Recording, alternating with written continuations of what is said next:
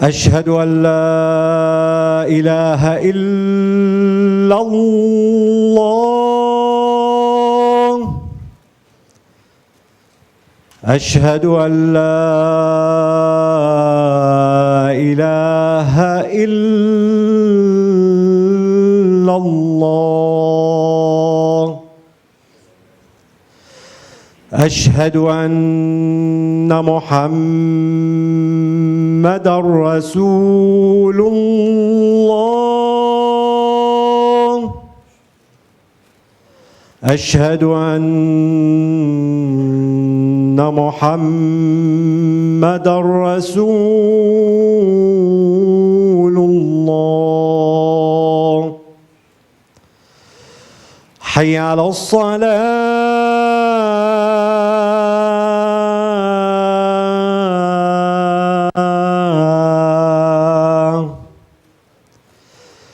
حي على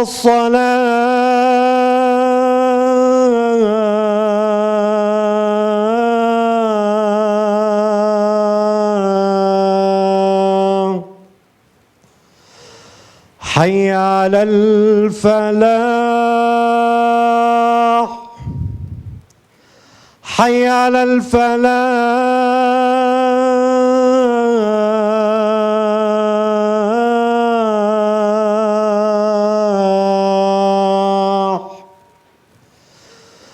الله أكبر الله أكبر.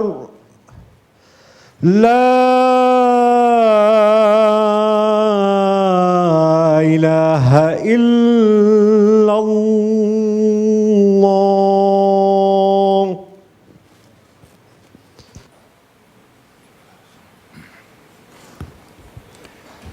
إن الحمد لله نحمده ونستعينه ونستغفره ونستهديه ونعوذ بالله من شرور أنفسنا ومن سيئات أعمالنا. من يهد الله فهو المهتد ومن يضلل فلن تجد له وليا مرشدا.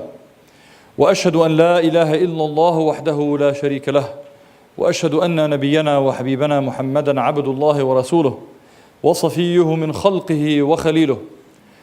نشهد بأنه قد بلغ الرسالة وأدى الأمانة ونصح الأمة وجعلها على المحجة البيضاء ليلها كنهارها لا يزيغ عنها إلا هالك.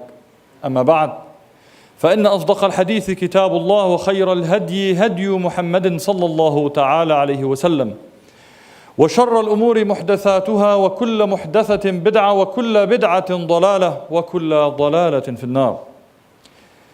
أما بعد، يذكرنا الله سبحانه وتعالى في محكم تنزيله بعد أعوذ بالله من الشيطان الرجيم: يا أيها الذين آمنوا اتقوا الله وقولوا قولا سديدا يصلح لكم أعمالكم ويغفر لكم ذنوبكم، ومن يطع الله ورسوله فقد فاز فوزا عظيما.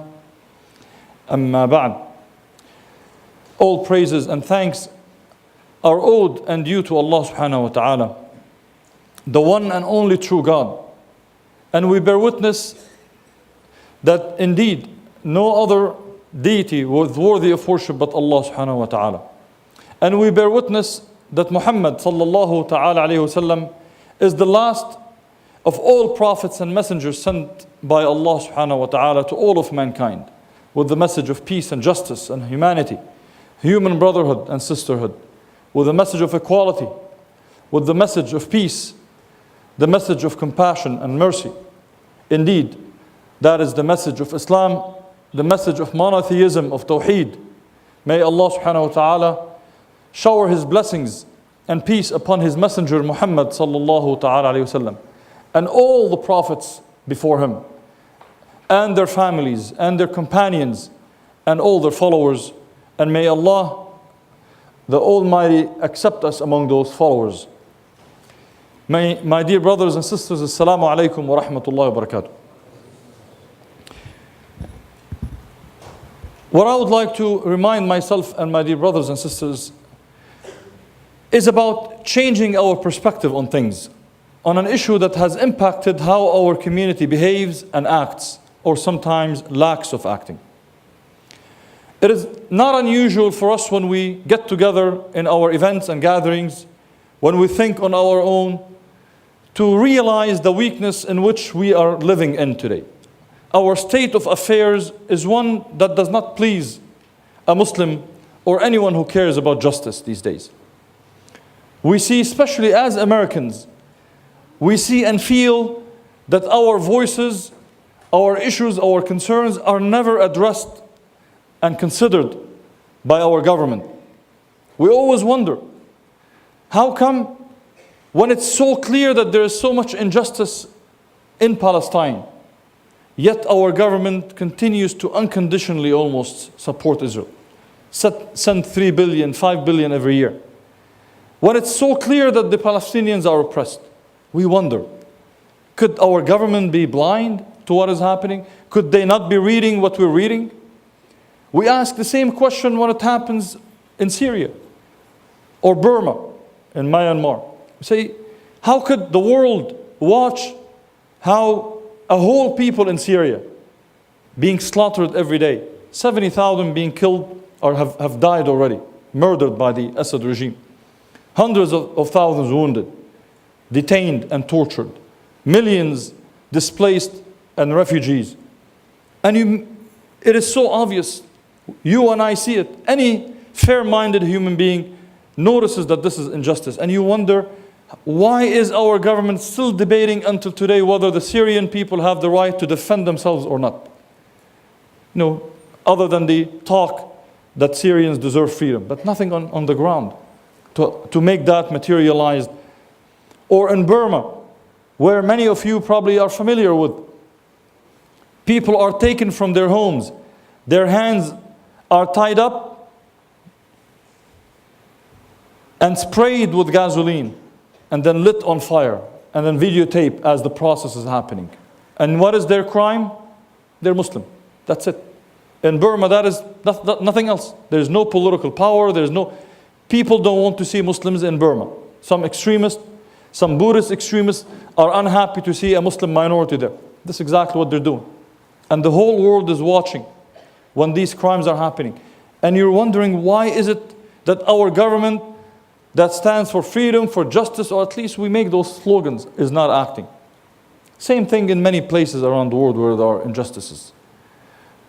Domestically speaking even, when we think about Islamophobia or civil rights violations, how often do we wonder, why is it that if there is a comment that is made about any other community, whether it's the Jewish community, the Catholic community, the Mormon community, the African American community, Latino, any community that gets defamed by a political party, immediately elected officials, political parties come in, compete to issue statements condemning such language and rhetoric, and rightly so, because no one should tolerate such bigotry or hate mongering.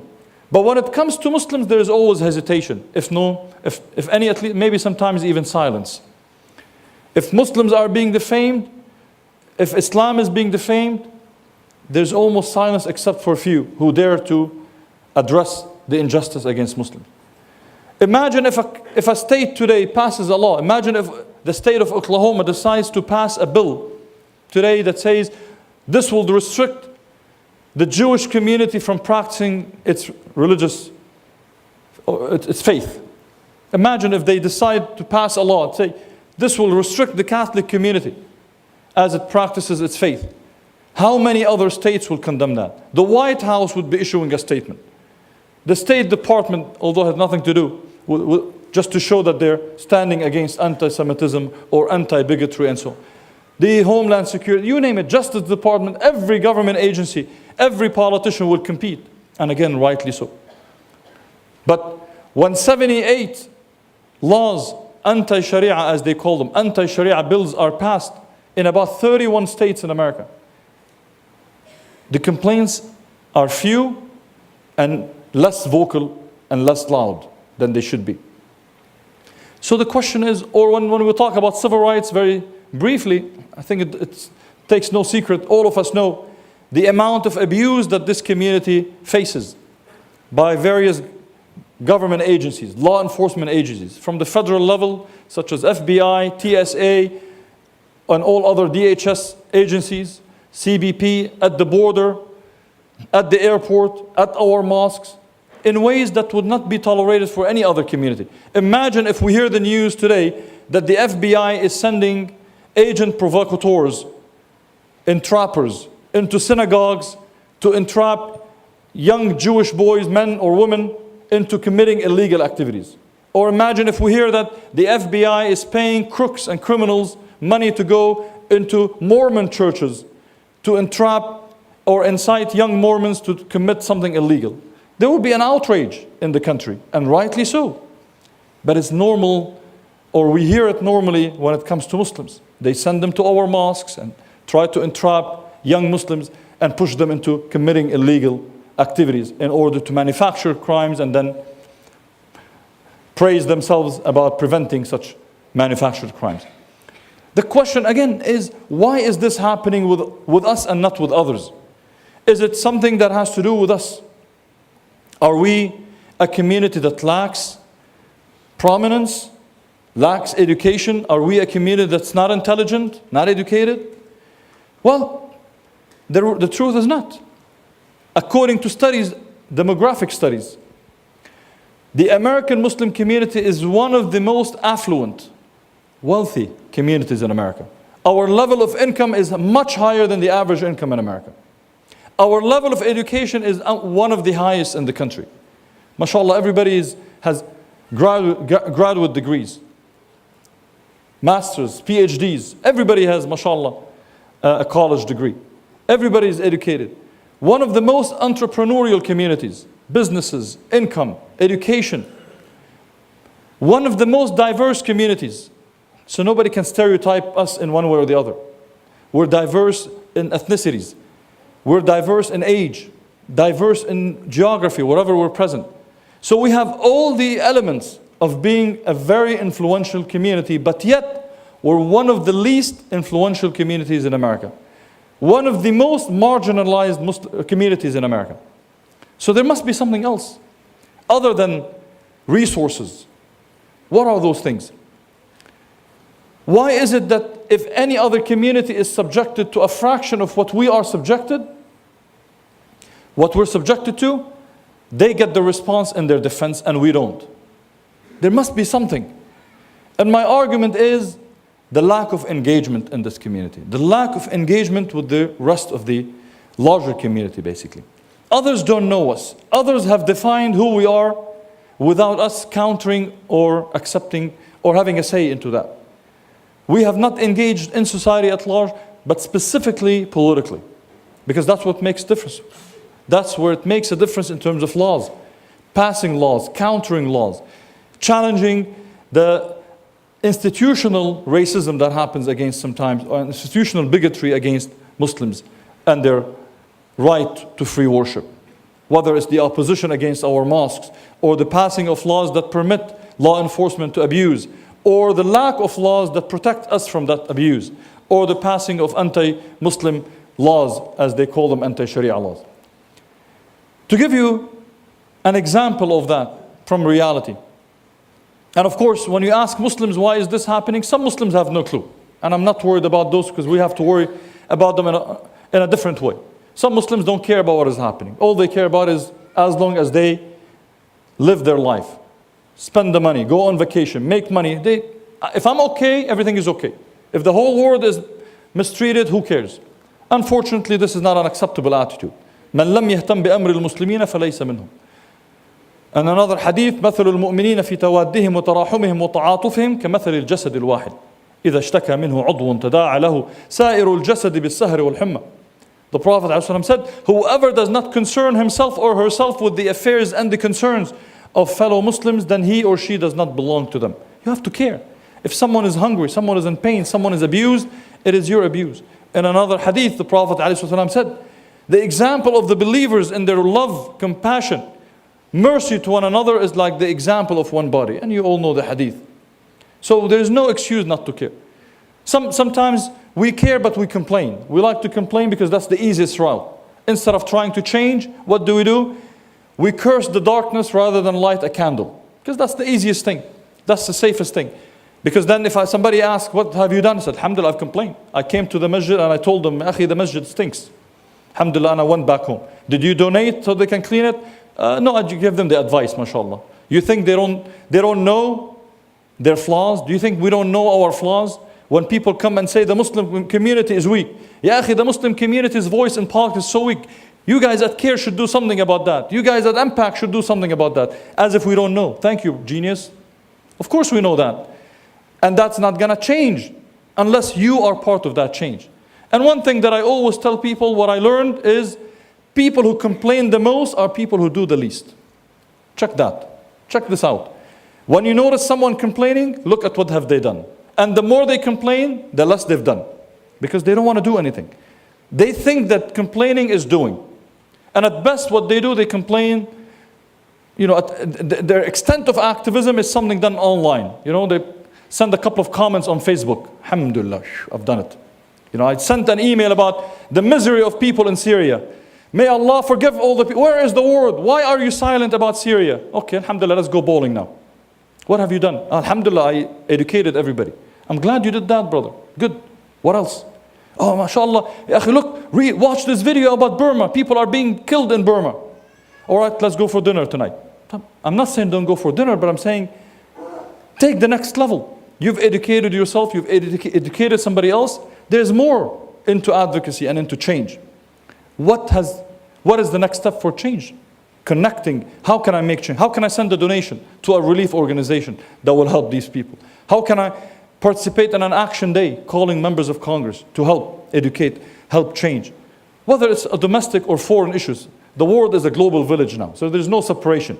Whether it's an oppression happening in Kashmir, in Afghanistan, whether it's the drones sending their missiles on Pakistan or Afghanistan or Yemen, or whether it's people who can't find food or health care in America. It's injustice. And as a Muslim should care about that injustice and turn it around and challenge it. So we see in our community the different level of reacting. That the extent of dealing with the weaknesses and the challenges is that way. How are other communities doing that? Here's how other communities do it.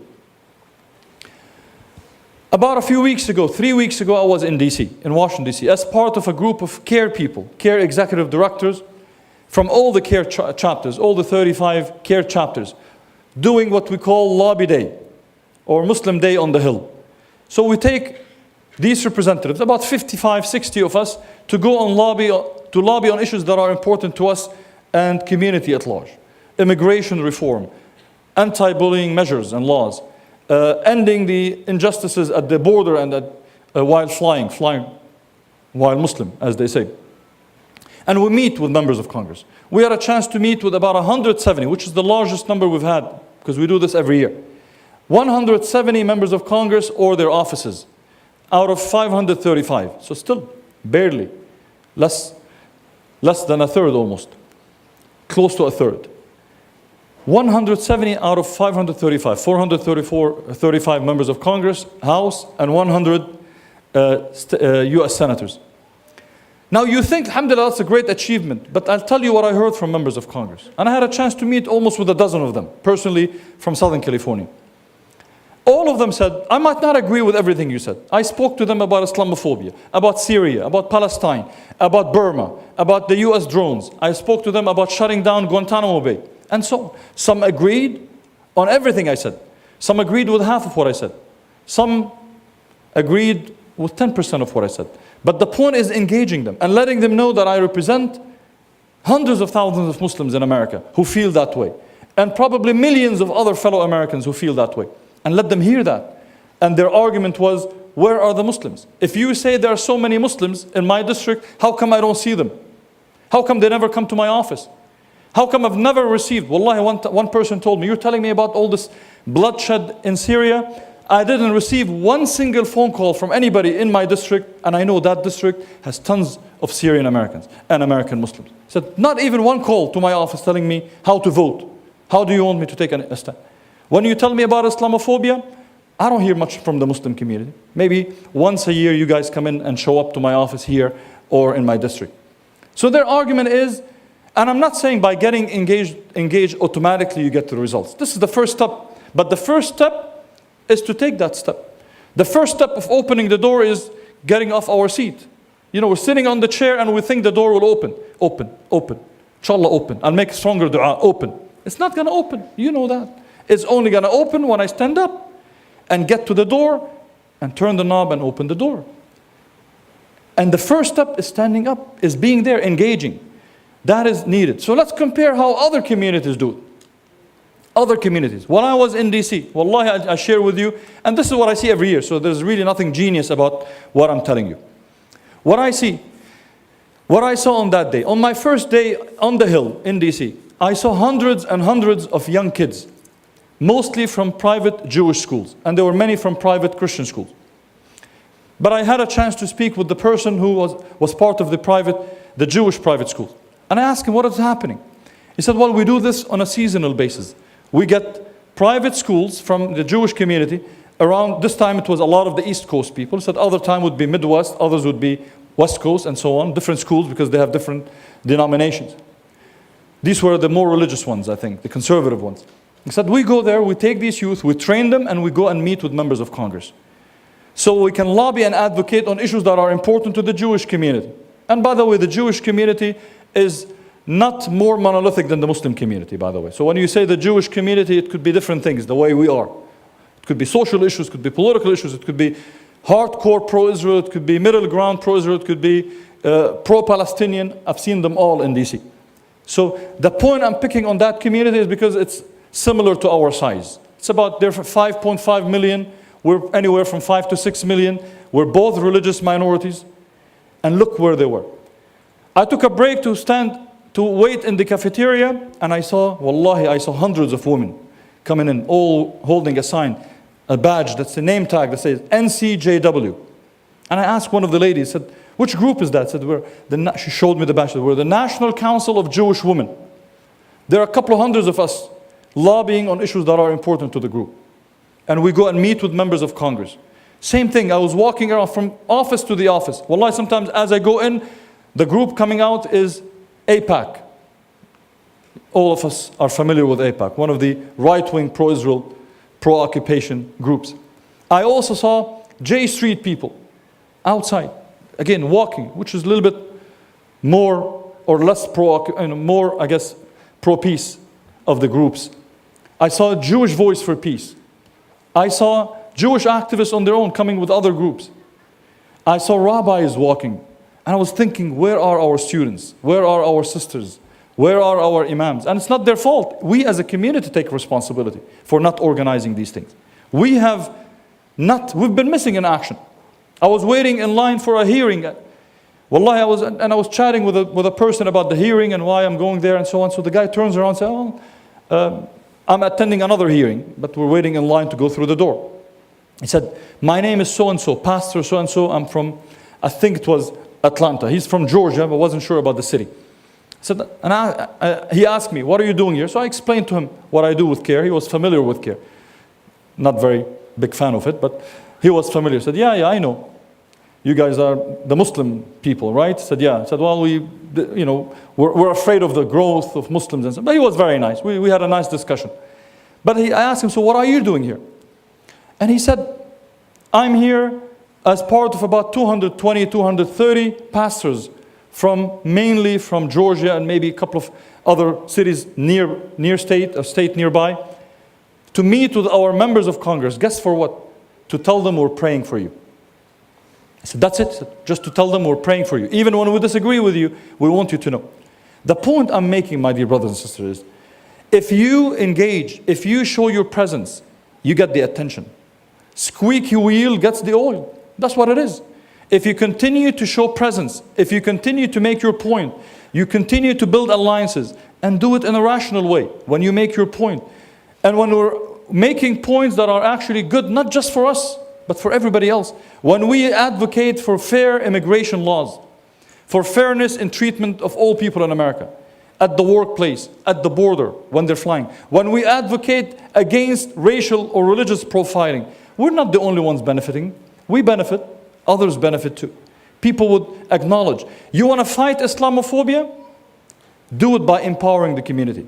Because what happens when we start empowering our community on those issues? One, the first thing that happens is you get the attention of public officials. So the next time there's an Islamophobic comment, they will respond and say, this is not acceptable. Whether because they love us or because they want our votes.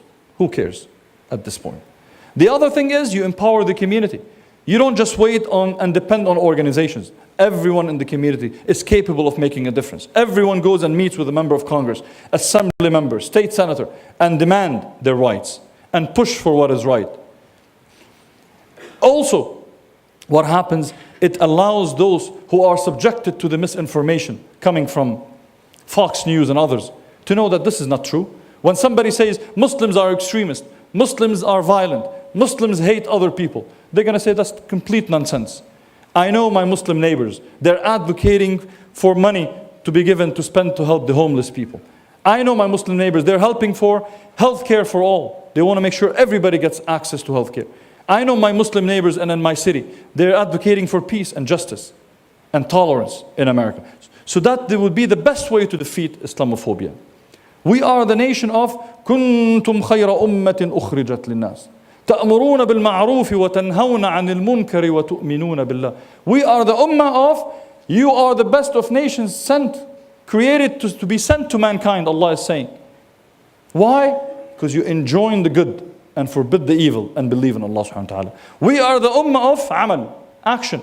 Allah subhanahu wa ta'ala in the Quran repeatedly, dozens and dozens of times tells us الَّذِينَ آمَنُوا وَعَمِلُوا الصَّالِحَاتِ. Every time Allah mentions iman, faith to us, He couples that with amal, action, deeds.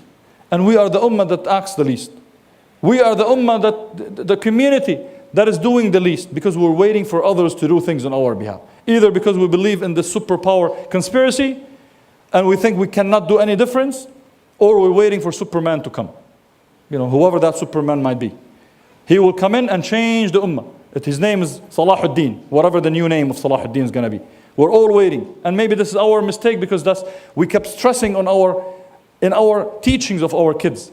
And we are victims of that. We glorify these great people and they certainly need to be revered and glorified. But we forgot that they are also a product of their time. They're not super people. They came and they organized people and they were part of people. So Superman is not going to come on his own. Superman is you, your child, your son, your daughter, your friend, your brother.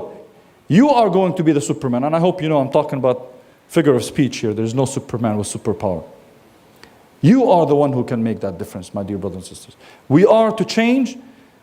You be that change. إِنَّ اللَّهَ لَا يُغَيِّرُ مَا بِقَوْمٍ حَتَّى يُغَيِّرُوا مَا بِأَنفُسِهِمْ. Allah subhanahu wa ta'ala says, Allah does not change the condition of people until they change themselves. This is the precondition for change.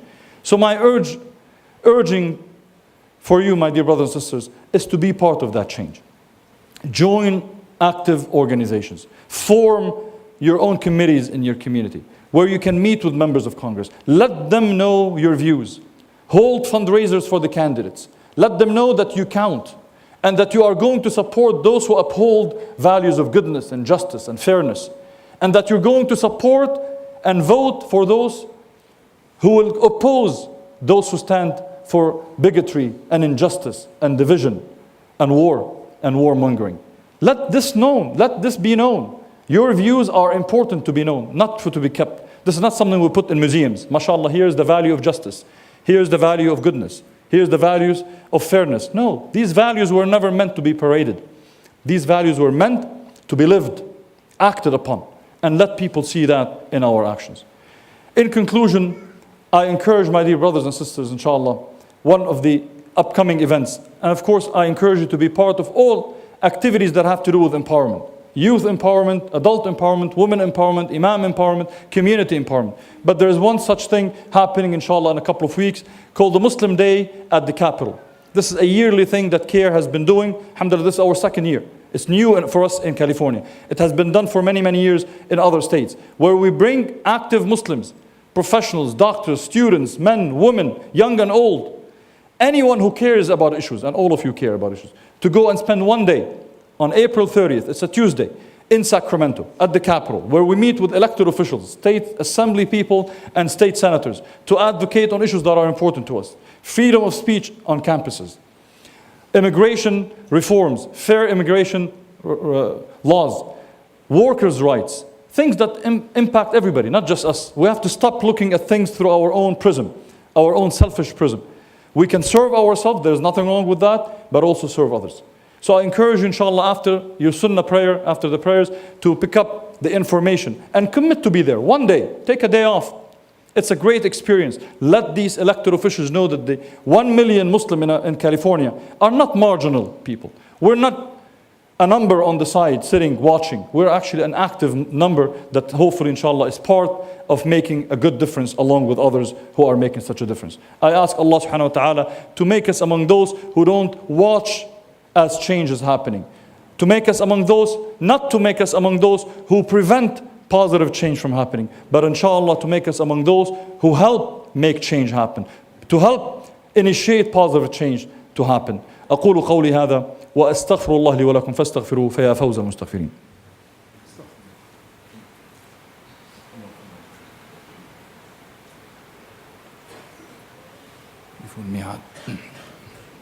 بسم الله والحمد لله والصلاة والسلام على رسول الله أما بعد عباد الله إن الله وملائكته يصلون على النبي يا أيها الذين آمنوا صلوا عليه وسلموا تسليما اللهم صل وسلم وبارك على سيدنا وحبيبنا محمد كما صليت وسلمت وباركت على سيدنا إبراهيم في العالمين إنك حميد مجيد اللهم اقسم لنا من خشيتك ما تحول به بيننا وبين معصيتك ومن طاعتك ما تبلغنا به جنتك ومن اليقين ما تهون به علينا مصائب الدنيا اللهم متعنا بأسماعنا وأبصارنا وقواتنا وذرياتنا أبدا ما أحييتنا واجعله الوارث منا واجعل ثأرنا على من ظلمنا اللهم اجعل ثأرنا على من ظلمنا اللهم اجعل ثأرنا على من ظلمنا اللهم لا تسلط علينا بذنوبنا من لا يخافك فينا ولا يرحمنا اللهم أرنا الحق حقا وارزقنا اتباعه وأرنا الباطل باطلا وارزقنا اجتنابه اللهم لا تدع لنا في مقامنا هذا ذنبا إلا غفرته ولا ميتا لنا إلا رحمته ولا مريضا إلا شافيته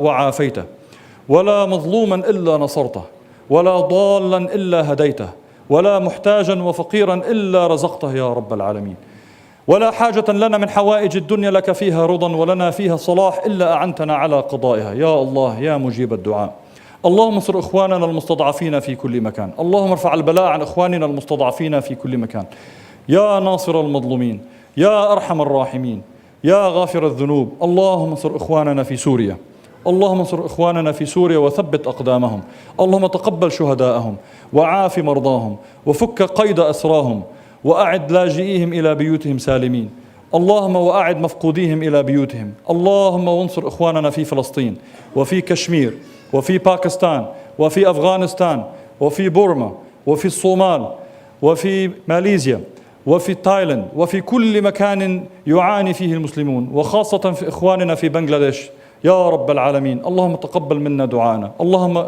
في كل مكان يظلم فيه عبد فكن معه ولا تكن عليه اللهم كن مع المظلومين اللهم عليك بالظلمة أجمعين اللهم زلزل الأرض من تحت أقدامهم وكن عليهم يا الله إنهم لا يعجزونك اللهم أرنا يوما بالظلمة اللهم أرنا يوما ببشار الأسد وأزلامه وأعوانه وكل مجرم وقف معه يا رب العالمين يا قوي يا عزيز يا قوي يا عزيز اللهم أرنا فيهم يوما وكيوم فرعون وكيوم كل ظالم قبله يا الله اللهم أثلج صدورنا واشف صدورنا وصدور قوم مؤمنين بنصر مؤزر لإخواننا في سوريا اللهم أنا نخص إخواننا في سوريا بالدعاء لأن أزمتهم وآلامهم قد طالت وآلامنا معهم قد طالت اللهم تقبل منا دعاء اللهم اجعل هذه الساعة ساعة إجابة فتقبل منا دعاءنا يا أرحم الراحمين ويا مجيب الدعاء عباد الله إن الله يأمر بالعدل والإحسان وإيتاء ذي القربى وينهى عن الفحشاء والمنكر والبغي يعظكم لعلكم تذكرون اذكروا الله يذكركم واشكروه على نعمه يزدكم وأقم الصلاة إن شاء الله قبل الإقامة الشيخ إبراهيم since I led the earlier جماعة إن شاء الله الشيخ إبراهيم will lead the prayer الشيخ إبراهيم أو الشيخ محمد Save for him for sure